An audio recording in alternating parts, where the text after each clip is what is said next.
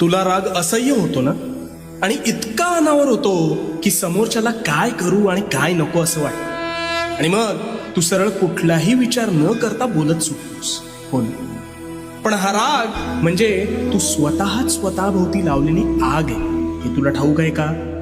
अरे याने समोरच्याचं नुकसान होत नाही, तर सर्वस्वी तुझं नुकसान होतं. त्यामुळे आता ह्या भडाग्नीवर नियंत्रण कसं प्राप्त करायचं ते सांगतो. शांतपणे.